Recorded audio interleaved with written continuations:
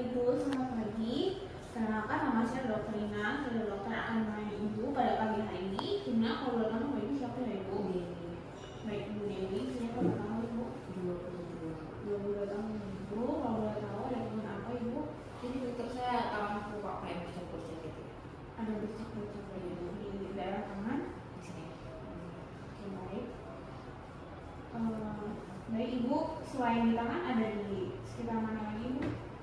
Atau cuma di tangan? Menyebar di tangan sisi sejauh ini. Menyebar di tangan. Oke. Kalau begitu, selain ada bercak-bercak itu apa ada gejala lain Ibu? Enggak ada. Tidak ada keluhan lain ya. Oke, baik. Sesuai dengan keluarga Ibu, saya akan melakukan pemeriksaan modus Hansen untuk menilai apakah ada gangguan pada Ibu. Sebenarnya apakah Ibu bersedia? Bersedia. Baik, untuk melakukan pemeriksaan, saya sudah mempersiapkan alat dan bahannya.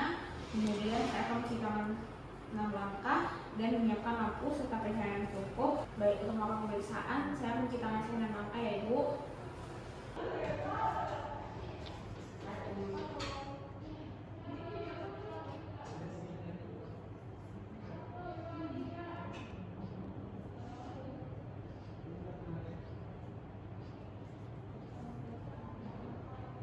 Baik, setelah mencuci tangan saya akan menggunakan sarung tangan untuk melakukan pemeriksaan. Kemudian untuk melakukan pemeriksaan ini, saya akan mempersiapkan lampu atau pencahayaan yang cukup.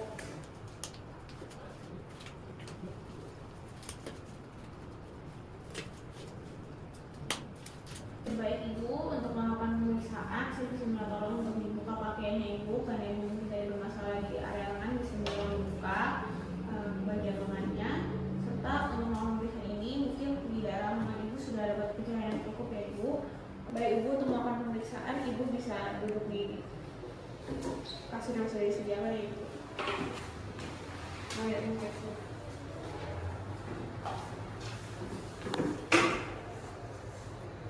Baik Ibu, yang pertama saya akan melakukan pemeriksaan inspeksi, di mana saya akan memperhatikan seluruh tubuh Ibu dari bulu kuduk sampai kaki, kemudian kepala, apakah ada penyakit rambut kepala dan alis.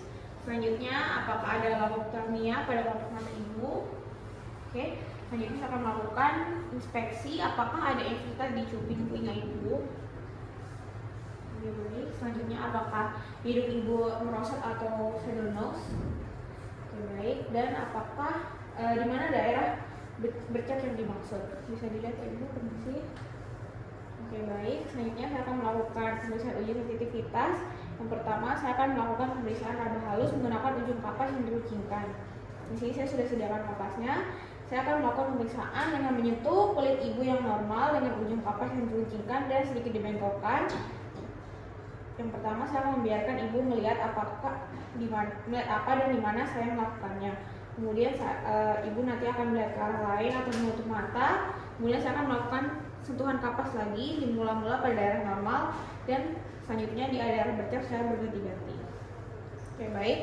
Saya akan melakukan pemeriksaan ya Ibu. Apakah ini terasa Ibu? Iya. Oke, baik. Kalau ini? Tidak. Oke, baik. Selanjutnya untuk melakukan pemeriksaan saya bisa minta tolong untuk tutup matanya Ibu. Apakah ini terasa Ibu? Iya. Oke. Kalau ini? Tidak. Kalau ini? Tidak. Kalau ini? Iya. Baik, selanjutnya saya akan periksa pada sisi sebelahnya ya Ibu.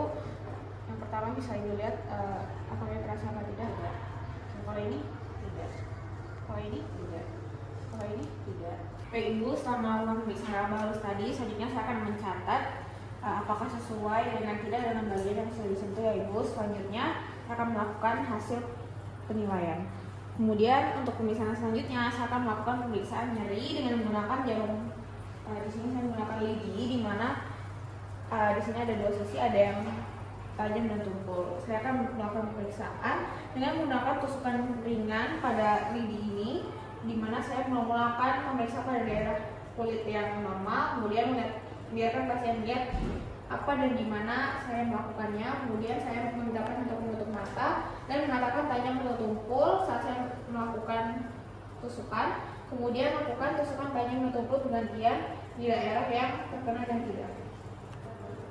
Baik, nanti saya akan melakukan bersama Ibu. Nanti kalau seperti ini nanti Ibu bisa bisa katakan ini tajam. Kalau seperti ini ibu bisa katakan tumpul ya ibu.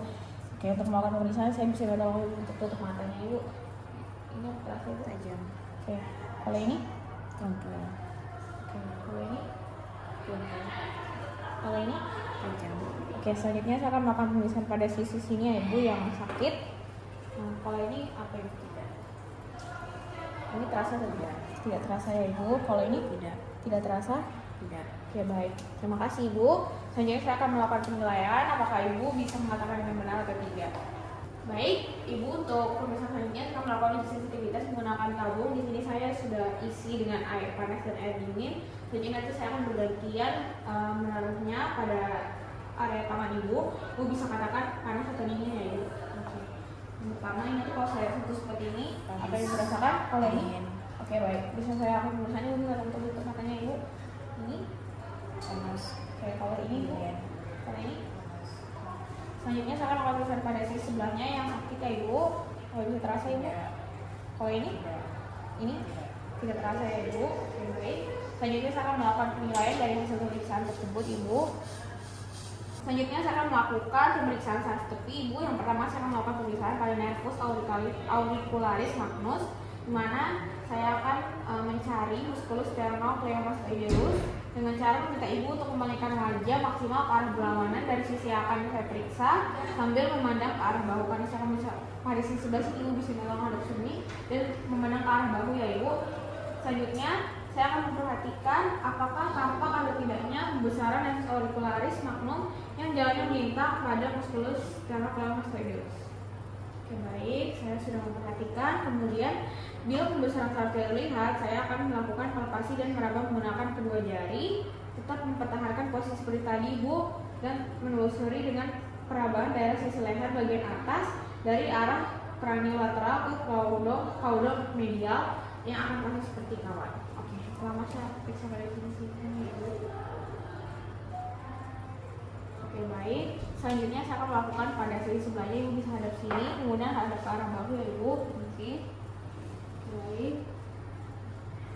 Baik ibu, setelah saya melakukan pemeriksaan terasa berbeda ya ibu. Ada penebalan saraf di daerah sebelah kanan dan saat saya melakukan pemeriksaan pada sisi sebelahnya tidak ada penebalan ya ibu.